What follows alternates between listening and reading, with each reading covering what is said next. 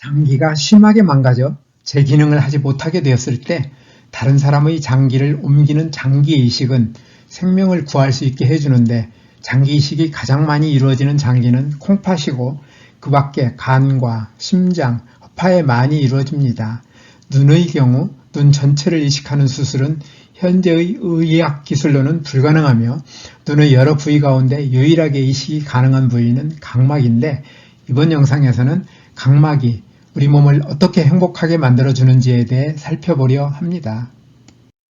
우리 눈을 들여다보면 가운데 동그랗고 검게 보이는 부분과 주변의 하얗게 보이는 부분이 눈알의 앞에서 덮고 눈알을 보호하고 있는데 검은 자를 각막, 흰 자를 공막이라고 부릅니다.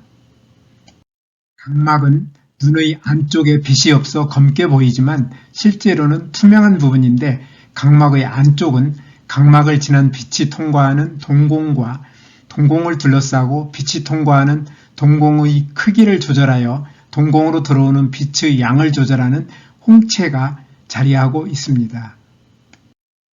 각막은 눈의 외막 가운데 정중앙에서 전면의 6분의 1을 차지하며 단백질과 세포들로 구성되어 있고 두께가 0.5mm의 얇은 막인데 혈관이 없어 눈물을 통해 산소와 영양소를 공급받습니다.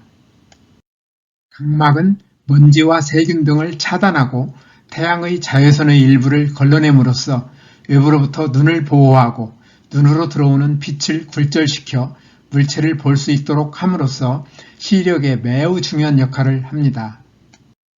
외부의 빛을 굴절시켜 망막에 초점을 맺도록 하는 눈의 굴절은 상당 부분은 각막이 담당하고 나머지는 수정체가 두께와 만곡을 조절함으로써 상을 맺도록 하는 것입니다. 각막은 5개의 층으로 구성되는데 가장 바깥쪽의 각막 상피는 지속적으로 만들어지고 없어지므로 이 층에 국한된 손상은 별다른 문제 없이 자연적으로 치유되지만 이 외에 나머지 층이 손상되면 각막 혼탁이나 반흔을 남길 수 있습니다. 각막에 생기는 문제는 주로 감염과 조직 손상으로 나타나는데 대부분의 경미한 부상이나 감염은 대체로 스스로 치유되지만 치유 과정에서 통증이나 흐려지거나 눈물이 흐르거나 붉어지거나 빛에 극도로 예민해지는 것과 같은 증상이 나타날 수 있습니다. 각막에 생긴 문제가 치유되지 않으면 외부로부터 눈을 보호하고 눈으로 들어오는 빛을 굴절시키는 각막의 2가지 기능을 수행하는데 어려움을 겪을 수 있는데 대표적인 각막 이상에는 부상과 각막염, 각막변성, 각막혼탁이 있습니다.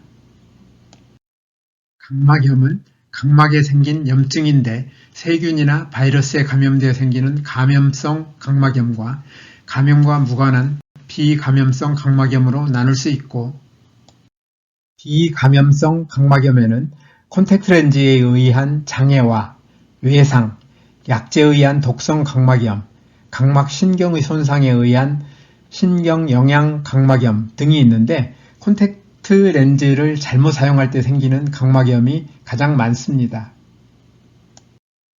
각막염 진료 환자 수는 코로나19 팬데믹 기간 중 다소 줄기는 했으나 2017년부터 2019년까지는 230만 명 수준을 유지할 정도로 많습니다.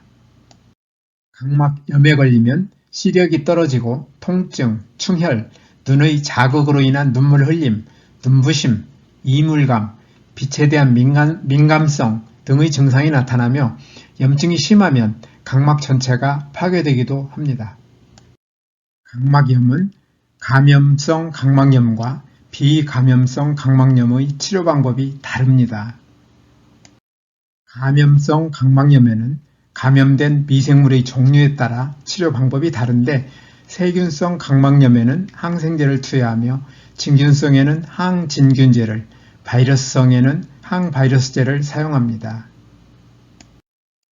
비감염성 각막염은 증상의 정도에 따라 치료 방법이 다른데 각막 긁힘으로 인한 경미한 불편감이 있으면 인공 눈물을 사용하고 각막의 긁힘이 심하거나 통증이 있으면 안대와 안약을 사용할 수 있습니다. 각막 변성은 각막 구조에 변화가 생긴 것으로 원추각막과 각막 영양장애가 있습니다. 원추각막은 각막이 뾰족해지고 아래쪽 부분이 원뿔 모양이 되는 것으로 초기에는 안경이나 콘택트 렌즈로 문제를 해결할 수 있는데 각막 이식을 받아야 할 수도 있습니다. 각막 영양장애는 각막에 비정상적인 물질이 쌓이는 유전성 질환으로 종류가 많은데 콘택트 렌즈나 안약, 연고 등으로 치료하며 각막 이식을 받아야 할 수도 있습니다. 끝으로 각막 혼탁은 각막이 손상되어 투명성을 잃은 상태를 말하며 빛이 눈 안으로 들어갈 수 없어 시력장애가 발생합니다.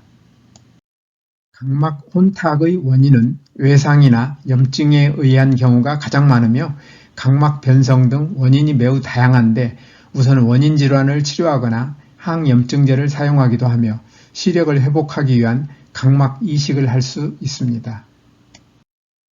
각막 혼탁은 세계적으로는 백내장, 굴절 오류, 녹내장, 황반변성에 이어 5번째로 많은 실명 원인으로 실명 원인의 5%를 차지하여 실명할 위험이 높은 증상입니다.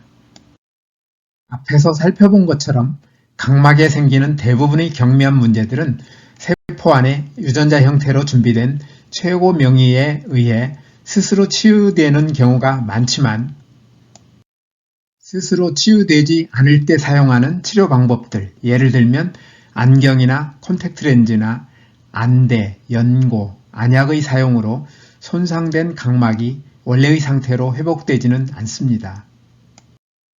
이럴 때 각막을 이식하면 시력을 회복할 수 있으나 각막을 이식받으려면 반드시 기증자가 있어야 하므로 각막 이식도 현실적으로 어려움이 있습니다. 따라서 각막 손상으로 인한 실명을 막으려면 각막에 생기는 부상이나 조직 손상의 원인이 되는 각종 질병을 예방하는 것이 최선입니다. 그런데 어떻게 각막의 부상이나 손상의 원인이 되는 각종 질병을 예방할 수 있을까요? 각막 부상의 가장 흔한 원인으로는 콘택트 렌즈와 분쇄나 망치질, 천공작업과 같은 각종 도구 작업을 들 수 있습니다. 콘택트 렌즈는 각막 찰과상의 흔한 원인이므로 주의사항을 잘 지키고 각종 도구 작업에는 안전수칙을 잘 지키는 것이 중요합니다.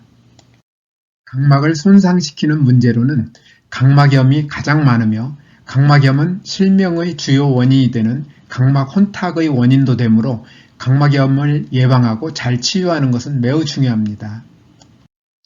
감염성 각막염을 예방하기 위해서는 콘택트 렌즈나 기타 비위생적인 물체나 신체가 눈에 세균이나 바이러스, 곰팡이 등을 감염시키지 않도록 손을 깨끗이 씻는 등 위생에 힘써야 하며 비감염성 각막염을 예방하기 위해서 콘택트 렌즈와 각종 약물의 사용에 따른 각막의 장애와 각막 신경의 손상에도 유의하여야 하고 특히 콘택트 렌즈를 잘못 사용할 때 생기는 각막염이 많은 점을 고려하여 콘택트 렌즈를 올바르게 사용하고 깨끗이 씻고 적절히 소독하는 등 콘택트 렌즈 위생과 사용법을 잘 지켜 미생물에 감염되거나 각막이 손상되지 않도록 관리에 주의하여야 합니다. 나아가 감염성 각막염을 포함한 모든 감염성 질환을 예방하고 치유하는 데 결정적인 역할을 하는 면역력을 향상시키고 손상되는 각막을 잘 회복시킬 수 있도록 내 몸 안의 최고 명의가 신바람나게 일할 수 있는 환경을 만들어주기 위해 유전자를 잘 켜는 친생명적인 생활인 뉴스타트를 생활화할 필요가 있습니다. 뉴스타트 생활을 통하여 최고 명의가 신바람나게 일할 수 있는 좋은 환경을 만들어주면 각막염은 물론 최고 명의의 일을 방해하여 생긴 모든 질병은 예방되고 나을 것입니다. 뉴스타트 생활에서 특히 생명식에 있어서는 과일과 채소, 곡식을 포함한 식물성 음식을 골고루, 통째로 충분히 먹는 것과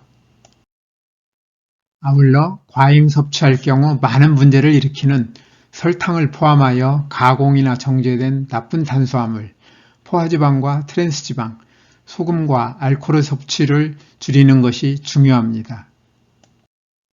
또한 뉴스타트의 나머지 항목인 운동, 물, 햇빛, 절제, 공기, 휴식, 신뢰와 사랑을 잘 실천하되 규칙적으로 적절히 운동하는 습관을 가지며 물은 식사 시간과 분리하여 충분히 마시고 햇빛은 자외선이 강하지 않은 시간을 이용하여 하루 10분 정도 꾸준히 쬐도록 하며 공기는 가급적 산소의 농도가 높으며 오염되지 않은 맑은 공기로 깊이 들이마시도록 하고 특히 담배 연기나 미세먼지에 주의하여야 합니다.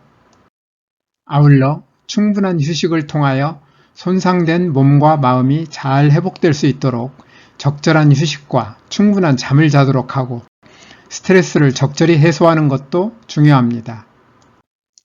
오늘도 끝까지 영상을 시청해 주셔서 대단히 감사합니다. 늘 건강하시기를 기대하며 다음에 더 좋은 영상으로 찾아뵙겠습니다.